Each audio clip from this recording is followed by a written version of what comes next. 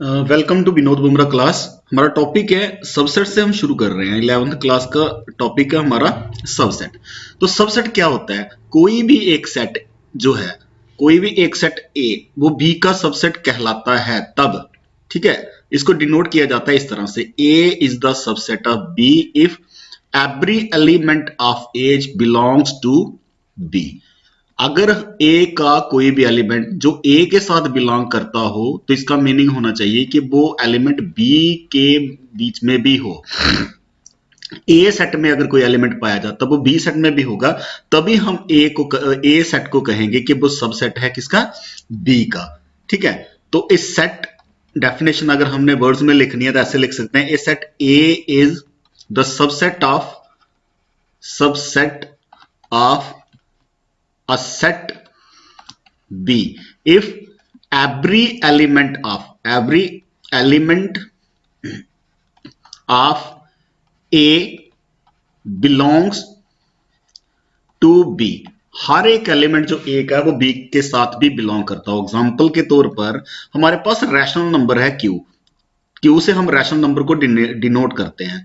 ये rational number जो है वो सबसेट किसका होता है? रियल नंबर का। तो ये हमारे पास एक एग्जांपल है। एक और एग्जांपल देखते हैं। देखिए, सपोज करो हमारे पास एक सेट है ए, इस सेट के एलिमेंट्स हैं 1 2 3। बी सेट है मेरे पास, इसके एलिमेंट्स हैं 1 2 3 4 5 सो ऑन अप टू 9 तक ले लेते हैं। तो देखिए, हर एक एलिमेंट जो ए का है वो बी में पाया जा रहा है, इसलिए A is the subset of B. Obviously अगर ए बी का सबसेट है तो हम बी को क्या कहेंगे? B is the superset. ठीक है, तो बी को हम सुपरसेट कहेंगे। तो ए हमारा सबसेट हो गया, बी हमारा सुपरसेट हो गया। एक एग्जांपल और देखते हैं। जैसे हमारे पास एक सेट है ए और इसके एलिमेंट्स हैं ए ई आई ओ यू, ठीक है। और बी सेट है मेरे पास set of all x such that x is a letter of English alphabet. English alphabet के लेटर्स हैं, अल्फाबेट। तो अब देखिए भाई, इंग्लिश अल्फाबेट में तो पूरा आ रहा है, ये तो सारा A B C D E F, ये जो बावल्स हैं ये तो सारे आ रहे हैं। इसमें तो बावल और कॉन्सोनेंट दोनों ही हैं अप टू जेड।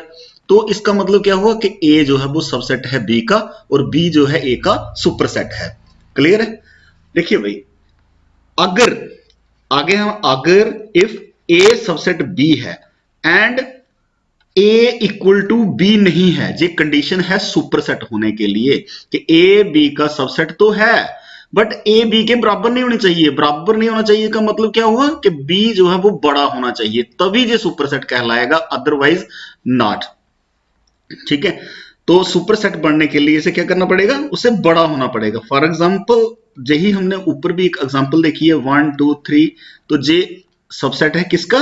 1 2 3 4। अब क्लियर हो चुका होगा कि इसमें से सबसेट कौन है और इसमें से सुपरसेट कौन सा है। तो और भी कुछ डेफिनेशंस है हमारे पास सेट की। जैसे हमारे पास एक होता है सिंगलटन सेट। सिंगलटन सेट ये वो सेट है जिसके पास ओनली वन एलिमेंट हो। ठीक है, तो एक ही एलिमेंट वाला सेट। फॉर एग्जांपल, हमने जो सेट रिप्रेजेंट किया है ए हो गया, जे भी सिंगलटन सेट है। एक एलिमेंट डाला, जे भी सिंगलटन है। एक ही एलिमेंट डाला, जे भी सिंगलटन सेट है।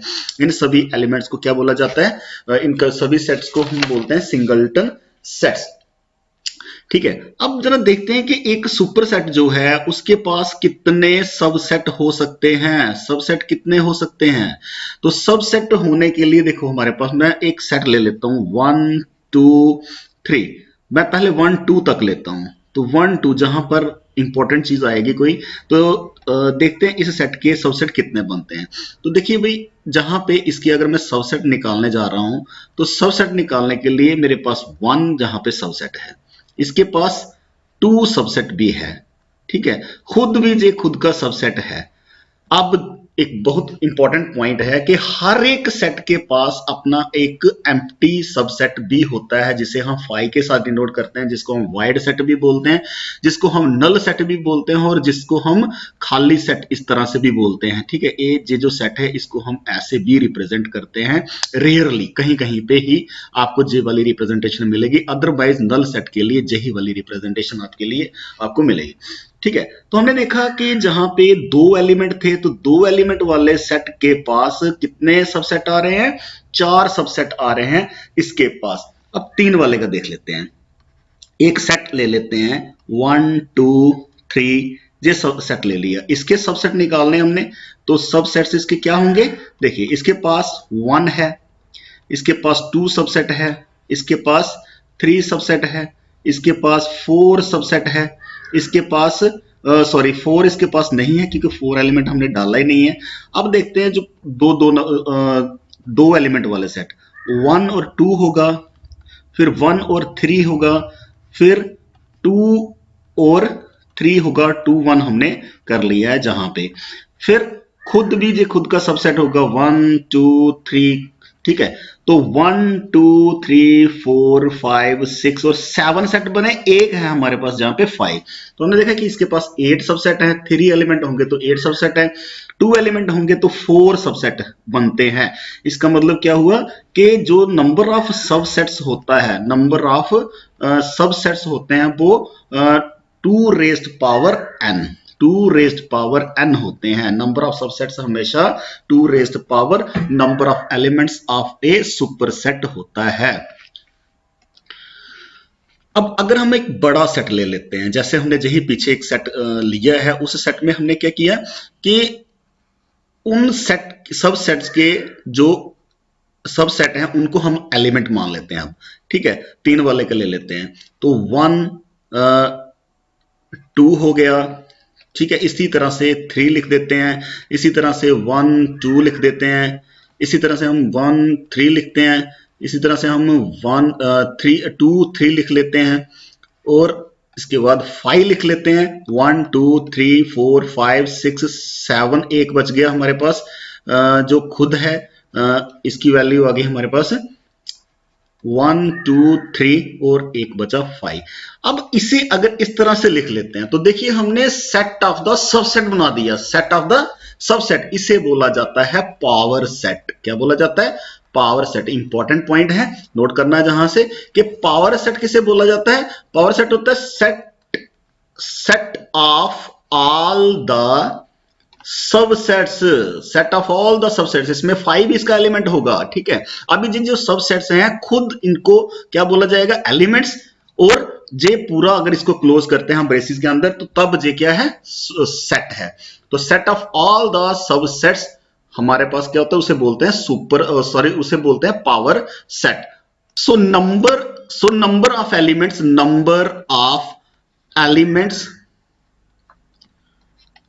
Of a power set. Power set के पास कितने नंबर ऑफ एलिमेंट होते हैं?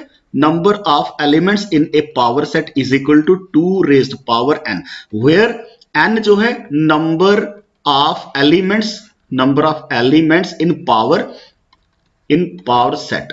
ठीक है, तो अब बात करते हैं यूनिवर्सल सेट की। तो यूनिवर्सल सेट क्या है? देखिए, यूनिवर्सल सेट को हम U से डिनोट करेंगे। ठीक है, और जे होगा बिगर सेट।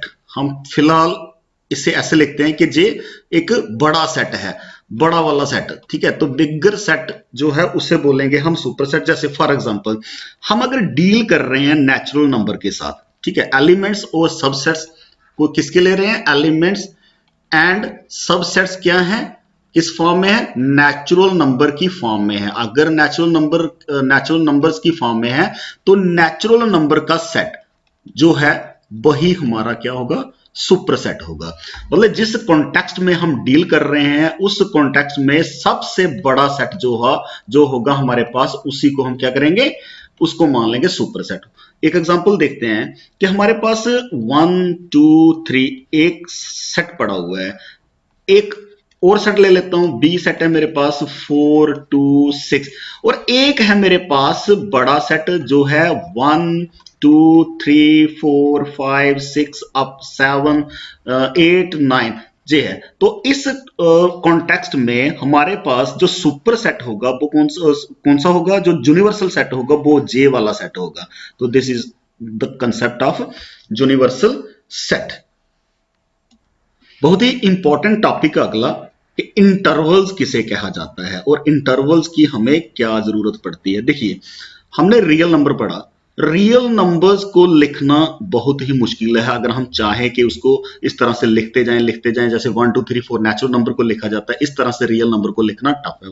एग्जाम्पल के तौर पर मेरे पास 1 है, मेरे पास 2 है, मेरे पास 3 है, तो इनके बीच में infinite number of real numbers हैं। अगर मैं जहां पे आ जाता हूं, मैं ले लेता हूं 2.5 और 2.6, ये दो नंबर ले लेता हूं, इन दो नंबर्स के बीच में भी इनफाइनाइट रियल नंबर्स हैं।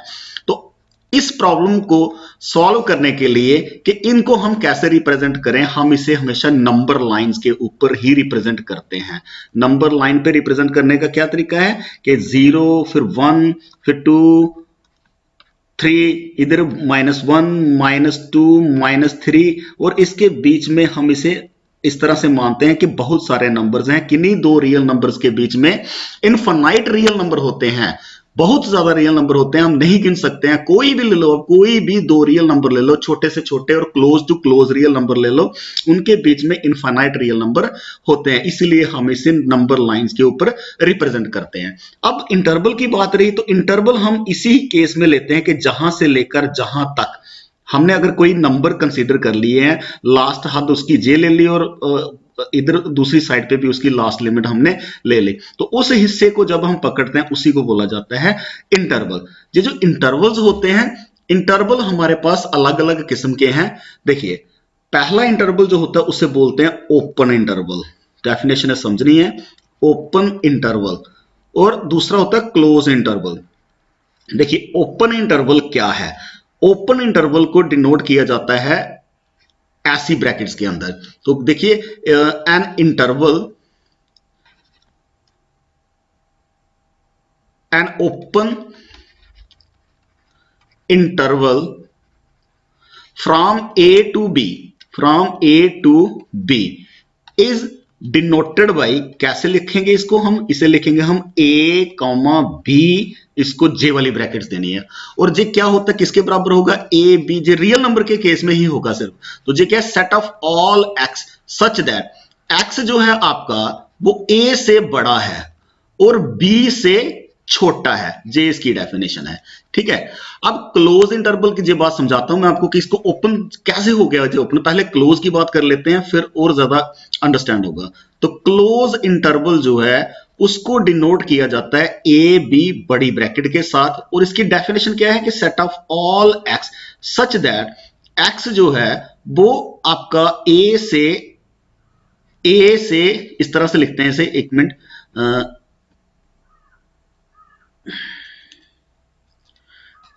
देखिए अगर हम इसे लिखते हैं x such that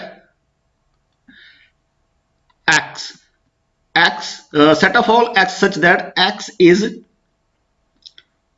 less than equal to A and less than equal to B and greater than equal to A. अगर ऐसी कंडीशन है तो ये क्या कहलाएगा, क्लोज कहलाएगा। अब आप सोचोगे कि इसको तो क्लोज कैसे, ये तो बराबर मतलब ए से लेकर बी तक जा रहा है, फिर ये क्लोज हो गया और ये ओपन हो गया, कैसे? देखिए ओपन की कंडीशन आप समझिए कि मैंने अगर सपोज करो मेरे पास 9.5 एक रियल नंबर है, दूसरी तरफ 9.6 रियल नंबर है, मैं कहता हूँ इसके क्लोज वाला लेता हूँ, कोई 9.53 ले लिया, और इधर मैंने 9 इससे छोटा ले लेता हूँ, कोई 9 मैं ले लेता हूं इससे 4 ले लेता हूं। तो अगर ऐसा करते हैं हम, तो कोई भी रियल नंबर पकड़ते हैं वो हमेशा मतलब उसके बीच में इनफाइनाइट रियल नंबर आ जाते हैं। तो इसका मतलब है कि ये कंडीशन ओपन होगी, मतलब ये हमेशा ओपन रहेगा कि आप कोई भी चूज कर लो, कोई भी रियल नंबर चूज कर लो, उसके बीच में फिर दोबारा से इनफाइनाइट रियल नंबर निकल के आ जाएंगे, इसलिए ये हमेशा ओपन रहने की वजह से ही इसको हम ओपन इंटरवल बोलते हैं। क्लोज की कंडीशन ये है कि ये एग्जैक्टली अगर 9 है तो 9 ही रहेगा, क्योंकि 9 से ऊपर जाएगा x और हो सकता है 11 से नीचे जाएगी वैल्यू, तो ये फिक्स हो गया। जिस केस में हमने उसकी लिमिट को फिक्स कर दिया, लिमिट को अगर हम फिक्स कर देते हैं तो हमारे पास जो क्लोज इंटरवल बन जाता है। अगर हम लिमिट्स को फिक्स नहीं करते हैं, उससे ऊपर है या उससे नीचे है, तो तब उस केस को हम क्या बोलेंगे, ओपन कंडीशन बोलेंगे। अब ओपन और क्लोज हो गया। हमारे पास कुछ इंटरवल ऐसे भी होते हैं जिसको हम सेमी ओपन या फिर सेमी क्लोज भी बोलते हैं। तो अब देखिए, अगर एक साइड से कोई इंटरवल ओपन है, ठीक है, और दूसरी साइड पे हमने बड़ी ब्रैकेट दी है, उस साइड पे क्लोज है, तो डेफिनेशन इसकी किस तरह से रहेगी, x such that x x की कंडीशन क्या रहेगी कि हमारे पास ये जो वैल्यू है, देखना इसको किस तरह से हम लिखते हैं कि ये जो एक्स है आपका, ये ए से बड़ा होना चाहिए, बी से छोटा होना चाहिए। किस तरह से, देखिए इधर ओपन है, ओपन कैटेगरी में हम क्या करेंगे, लेस देन ही रखेंगे, और क्लोज कैटेगरी में इधर क्लोज करना है, मतलब जहां पर हमें वैल्यू चाहिए। अगर 15 वैल्यू है, 10 वैल्यू है, 8 वैल्यू है, तो वो वहीं से शुरू होगा। लेकिन अगर नीचे वाली वैल्यू 4 है, तो 4 से ऊपर वाली वैल्यू स्टार्ट होगी इसके रियल नंबर में, रियल लाइन के ऊपर। एग्जैक्टली उस नंबर ए के बराबर नहीं ले सकते हैं। इसी तरह से हम इसी वैल्यू को अगर ए बी हम इस साइड से क्लोज कर देते हैं और इस साइड से इसको ओपन कर देते हैं, तो डेफिनेशन किस तरह से बनेगी, set of all x such that जो एक्स है आपका इस साइड से क्लोज है, ए साइड से क्लोज है तो क्लोज कर दो, बी साइड से ओपन है तो इसे ओपन कर दो। इस तरह से semi closed end semi open interval को रिप्रेजेंट किया जाता है। तो ये बात समझने वाली है, ठीक है। मैं नंबर लाइन पे भी बता देता हूं। सपोज करो हमारी वैल्यू एक ए है और दूसरी वैल्यू हमारे पास बी है, तो सेमी ओपन और सेमी क्लोज्ड के केस में हम क्या करेंगे, जहां से इसे ऐसे क्लोज करेंगे और जहां से हम इसे बड़ी ब्रैकेट देंगे, ठीक है। क्लोज वाली साइड पे बड़ी ब्रैकेट और ओपन वाली साइड पे छोटी ब्रैकेट। इसका क्या मतलब हुआ कि इससे एग्जैक्टली ए वाली वैल्यू नहीं चाहिए हमें, इससे ऊपर वाली वैल्यू कोई भी हो सकती है, और जहां पे हमें एग्जैक्टली बी वाली वैल्यू चाहिए इस साइड से, इसलिए जो semi open and semi closed interval है।